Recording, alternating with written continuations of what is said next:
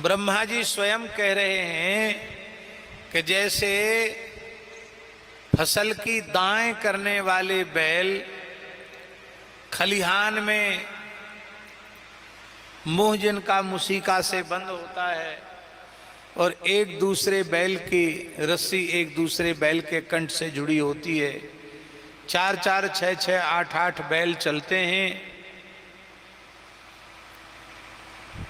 पीछे से किसान चलता है लगुड़ हाथ में लेकर के, खा भी नहीं सकते और अपनी इच्छा से कहीं भाग भी नहीं सकते, उनको परवश घूमना पड़ता है। ब्रह्मा जी कह रहे हैं श्रीमद् भागवत के 5वें स्कंध में, हे नारद जी, हे प्रियव्रत जी, ठीक इसी प्रकार ये ब्रह्मांड ही खलिहान है, परमात्मा ही वह लट्ठा है, वह लकड़ी है, खूंटा है, थुम्भा है, जिसमें हम सब देवता बैल जैसे वेद रूपी रस्सी से बंधे हुए हैं और काल रूप परमात्मा हमको हाँक रहा है। जैसे बैल परतंत्र हैं, कहीं जा नहीं सकते, ब्रह्मा जी कहते हम सब देवता भी परतंत्र हैं, बिना परमात्मा की इच्छा के हम लोग न कुछ कर सकते न कहीं जा सकते।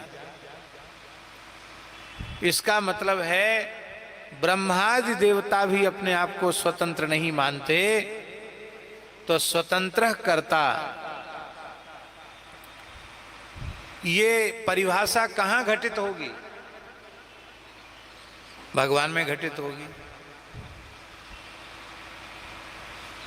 अब कारयिता भी भगवान है, कराने वाले भी भगवान है।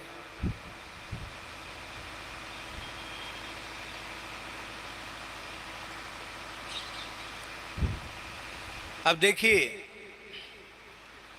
आंख, नाक, कान, हाथ, पांव, सारी इंद्रियां भगवान ने कृपा करके हमको दी हैं,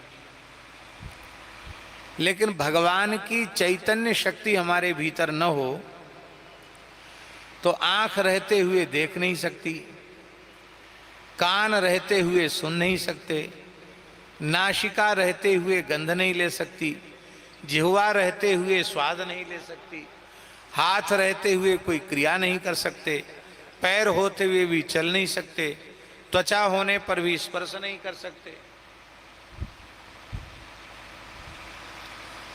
न मन से कुछ सोच सकते, न बुद्धि से कुछ विचार सकते, न चित्त से कुछ चिंतन कर सकते, कुछ नहीं। इसका मतलब है कि देहेंद्रियादि के द्वारा जो क्रिया हो रही है वो भी हमारे द्वारा नहीं हो रही है, वो स्वतंत्र नहीं हो रही है, वो परमात्मा के द्वारा वह कराई जा रही है। अब तो बहुत अच्छी बात हो गई। जब यही बात है तो स्वर्ग नरक का हिसाब किताब समाप्त कर दो, क्योंकि न तो हम करने वाले हैं और न हम कराने वाले हैं।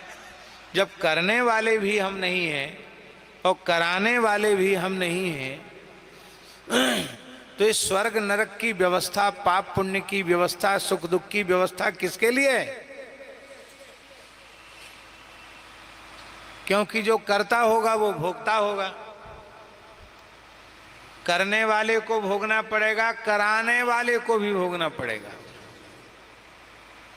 पूरे संसार के कानून में, दंड विधान में अपराध करने वाले को तो अपराध की सजा मिलती है, जिसकी प्रेरणा से उसने अपराध किया उसको भी सजा मिलती है।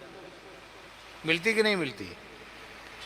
कोई कांड हो जाए तो उसके पीछे जो लोग होते हैं उनको भी सजा हो जाती है। इस हत्याकांड में इनका हाथ है, इनको भी जाओ आजीवन कारावास में।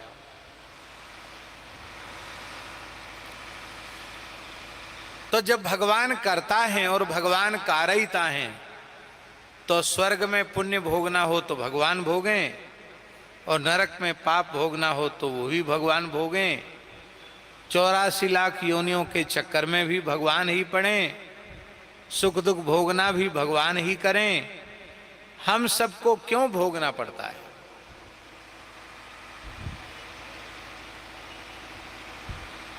इसका सीधा साधा अर्थ है कि सच्ची बात यह है कि भगवान करता है और भगवान ही कारयिता हैं।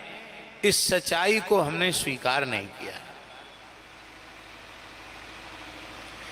इस सच्चाई को हम स्वीकार कर लें तो हम कर्म बंधन से मुक्त हो जाएंगे।